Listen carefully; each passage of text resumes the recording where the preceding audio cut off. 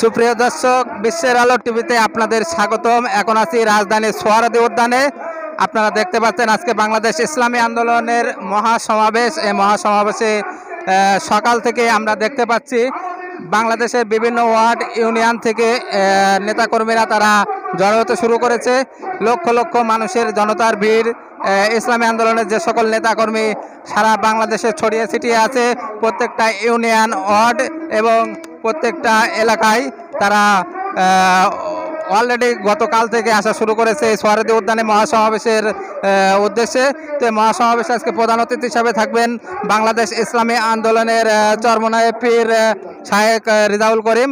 এছাড়া সকাল 10টা থেকে আপনারা দেখতে পাচ্ছেন রাজধানীর সোহরাওয়ার্দী উদ্যানে ইসলামী আন্দোলনের যে সকল নেতা সমগ্র বাংলাদেশের বিভিন্ন ওয়ার্ড এবং ইউনিয়নে আছে তারা জড়ো হতে শুরু করেছেন। অলরেডি সোহরাওয়ার্দী উদ্যান প্রায় কানায় কানায় পরিপূর্ণ আপনারা দেখতে পাচ্ছেন।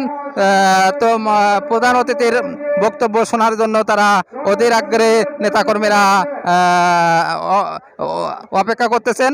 তো দর্শক, বিশ্বের আলো টিভিতে আপনাদেরকে দেখাচ্ছিলাম যে রাজধানীর সোহরাওয়ার্দী উদ্যানের বর্তমান যে পরিস্থিতি, ইসলামী আন্দোলনের মহাসমাবেশে যে সকল নেতাকর্মীরা আপনারা দেখতে পাচ্ছেন লক্ষ লক্ষ মানুষের জনতার ভিড়। তো ইসলামী আন্দোলনের বেশ কয়েকটা দাবি দাবা নিয়ে তারা মূলত এই মহাসমাবেশের ডাক দিয়েছেন।